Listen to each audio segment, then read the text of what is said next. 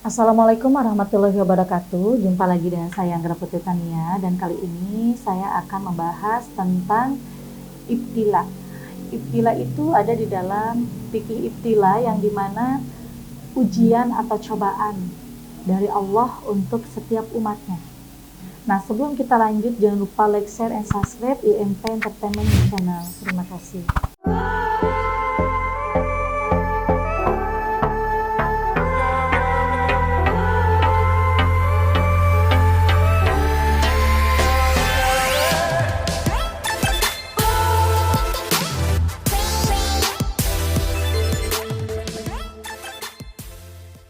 Ya, sahabat IMP, di sini banyak sekali orang yang mendapatkan ibtila atau ujian dari Allah.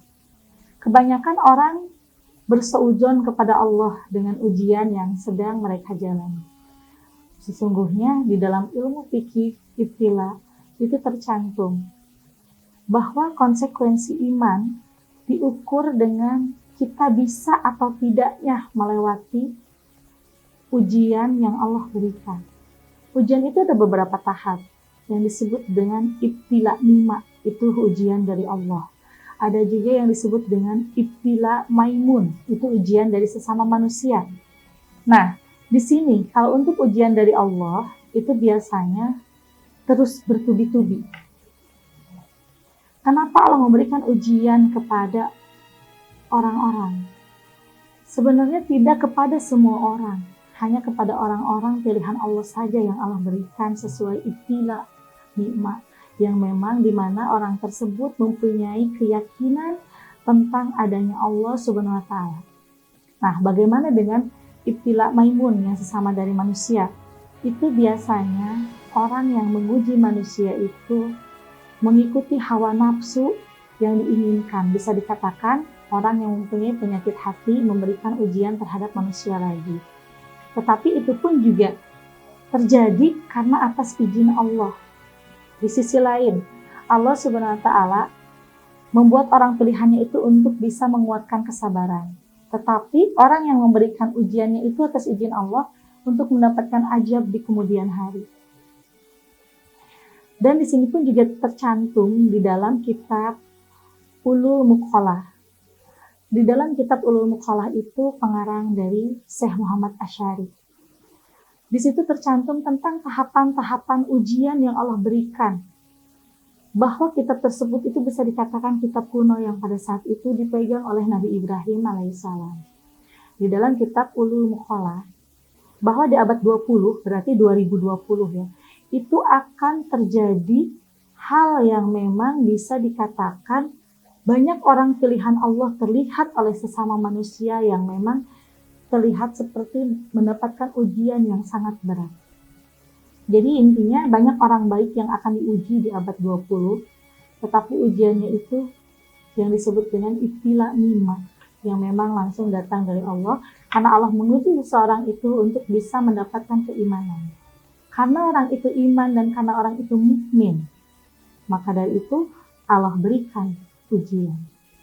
Tetapi kalau yang di abad 20 orang tidak mendapatkan ujian, berarti itu masuk ke dalam golongan orang yang tidak mempunyai keimanan dan bukan termasuk orang mukmin. Jadi di sini kita bisa melihat ya, karena bisa dikatakan di dalam Al-Quran kiamat sudah dekat. Dari 2020 sampai 2025 tercantum di dalam kitab Ulul Muqalah. Orang pilihan Allah akan lebih banyak diuji dibanding dengan orang yang akan mendapatkan ajab. Nah, kapan bisa mendapatkan kebahagiaan hakiki? Itu jelas di tahun 2025 di dalam kitab Ulul Muqalah, orang yang menjadi pilihan Allah yang diuji terus-menerus dari abad 20 akan mendapatkan kebahagiaan yang hakiki di 2025. Intinya akan terlepas dari ujian sesama manusia, ujian dari Allah, dan juga ujian harta. Nah, bagaimana kita bisa mendapatkan kebahagiaan yang hakiki? Berarti di situ kita jangan pernah kita seujon kepada Allah. Justru di sini kita harus berhusnuzon kepada Allah. Karena tercantum di dalam hadis riwayat Imam Bukhari bahwa Allah Subhanahu wa taala akan memberikan apapun itu sesuai apa yang disangkakan oleh manusianya sendiri. Allah akan memberikan ujian kepada iman seseorang. Allah pun juga akan memberikan ujian kepada orang yang mukmin. Jadi jangan pernah kita berseujung kepada Allah. Kenapa ya? Kita sudah melaksanakan sholat yang 5 waktu. Kita pun juga sudah sangat iman terhadap keimanan. Kita pun juga sudah sangat bertakwa, bertawakal, ikhlas, dan segala macam lah. Tetapi kenapa Allah masih memberikan ujian? Justru di saat Allah memberikan ujian kepada kita, di situ kita harus mengucap syukur, hamdalah. Berarti kita termasuk pilihan Allah. Karena pilihan Allah yang Allah berikan ujian itu, berarti Allah tahu orang itu akan lulus. Kalau orang itu masih tetap berhusnudzon di saat menghadapi ujian. Allah punya cara. Sesuai yang tertulis di dalam Al-Quran, banyak ya. Terus juga di dalam hadis-hadis, di dalam kitab Thoriq atau Bari pun juga di situ tercantum. Allah Subhanahu wa taala mengetahui segala sesuatu. Dan Allah Subhanahu wa taala pun juga akan mengangkat makom-makom terhadap orang-orang yang mukmin. Jadi jangan berputus asa untuk sahabat IMP yang mendapatkan ujian dari mulai tahun 2000-an ya, atau 2020. Karena insya Allah kalau kita lulus, kalau kita masih tetap lebih meningkatkan keimanan, itu kita akan mendapatkan kebahagiaan yang hakiki. Tetapi kita harus ingat juga, setiap manusia yang hidup sebelum adanya kematian itu akan terus mendapatkan ujian. Tetapi ujiannya itu ada juga yang tingkatan ringan, ujian sedang, ada juga yang tingkatan berat. Semakin ujian berat, semakin kita akan naik kelas di hadapan Allah Subhanahu wa taala. Jadi di sini banyak orang yang rumit tentang menghadapi ujian. Padahal sesungguhnya ujian itu adalah nikmat yang Allah berikan. Ujian pun juga kadang-kadang kita diuji dalam kesengsaraan, diuji dalam kelaparan, diuji pertikaian dengan sesama saudara. Kadang pun juga kita diuji dengan berbagai masalah fitnahan, hinaan, ataupun juga diuji dalam dunia dan juga akhiratnya nanti. Berarti ujian itu akan terlepas kalau misalkan hari kiamat, bukan berarti ujian itu akan terlepas setelah mendapat kematian. Karena setelah mendapatkan kematian pun juga itu kita akan terus berlomba-lomba mencari kebaikan agar tidak diuji di dalam akhirat nanti. Jadi ujian itu memang ujian di dunia akan terlepas setelah adanya kematian. Tetapi ujian akhirat itu yang tercantum dalam ulul muqalah. Ujian yang akan Allah berikan di akhirat itu tidak akan sebanding dengan apa yang pernah kita dapat ujian di dunia. Karena di dalam akhirat itu ujiannya sungguh sangat luar biasa. Urusannya tentang masalah surga dan neraka.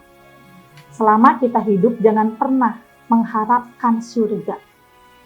Karena kalau kita selama masa hidup mengharapkan surga, kita akan seenak dewek untuk melakukan kejahatan karena masih ingat bahwa tobat ada. Yang penting kita harus benar-benar tobat aja. Kalau misalkan udah benar-benar tobat, pasti kok nanti kita masuk surga. Itu bukan patokan. Karena kita hidup di alam dunia, ya, di alam lahir. Surga dan neraka itu bukan patokan. Karena sesungguhnya yang menilai itu hanyalah Allah Subhanahu wa taala. Justru kita hidup di alam dunia ini, di alam lahir, kita harus mengharapkannya takut dengan siksa api neraka. Supaya kita tidak melakukan kesalahan-kesalahan. Dan jangan pernah kita mengharapkan surga. Karena kalau kita mengharapkan surga, yaitu gak apa-apalah sekarang berbuat salah, nanti juga saya akan bertobat. Tobatnya insya Allah akan diampuni, jelas kalau Allah itu Rahman Rahim, pasti akan mengampuni dosa setiap makhluknya, asalkan manusia itu tobatan nasuha. Tapi kalau misalkan kita belajar di dalam kitab Ulul Muqalah, surga jangan diharapkan. Karena belum tentu kita setelah meninggal itu akan masuk surga. Karena masih ada hari pembangkitan. Masih ada juga hari ujian yang disebut dengan ujian akhiratul ilam. Yaitu ujian kita nanti di akhirat. Surga dan neraka akan ditetapkan setelah adanya hari kiamat. Setelah adanya hari pertimbangan di padang mahsyar yang sangat luas. Jadi di sini kita pun juga harus banyak belajar mengaji dan mengkaji isi di dalam setiap ilmu. Karena kalau kita hanya bisa membaca secara lahiriah saja, mengaji lahir aja, kita nggak akan bisa mengkaji apa isi di dalamnya. Jadi pada intinya di sini siapapun yang mendapatkan ujian cukup kita mengucap hamdalah, puji syukur kepada Allah Subhanahu wa taala. Kadang di sini kita banyak sekali ya orang-orang yang munafik, orang-orang yang fanatik, orang-orang yang banyak melakukan dosa. Jelas karena setiap manusia itu tidak ada yang sempurna, tidak luput dari kesalahan malah ya. Cuman di sini kita harus benar-benar merubah itu semua demi kebahagiaan yang hakiki. Karena kebahagiaan yang hakiki itu di 2025 insya Allah sesuai yang tercantum di dalam kitab akan kita rasakan. Kalau kita bisa iman, bisa tetap mukmin, dan bisa tetap bersabar menjalani semua proses konsekuensi iman yang disebut dengan ibtila. Nah, di sini untuk sahabat IMP, jangan pernah berkecil hati. Bila mana ada yang merasakan diuji dalam perihal kemiskinan, diuji dalam perihal kelaparan. Insya Allah, kalau kitanya tetap iman, kitanya tetap bermukmin, Allah pasti akan berikan solusinya. Tetapi kita nggak boleh sedikit berseujun kepada Allah.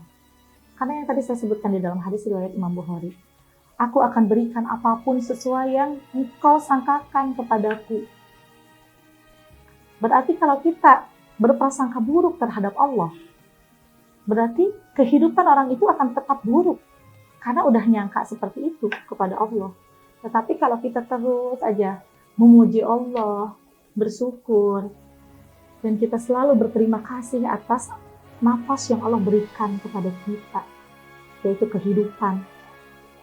Insya Allah Allah akan memberikan berlimpah ruah apapun yang kita inginkan, asalkan kita berbaik sangka kepada Allah Subhanahu wa taala. Di saat Allah berikan ujian, banyak orang yang menyangka, kenapa ya kok Allah memberikan ujian saya seperti ini? Jangan seperti itu, karena itu namanya salah sangka. Justru di saat kita mendapatkan ujian, alhamdulillah ya Allah Engkau berikan ujian ini.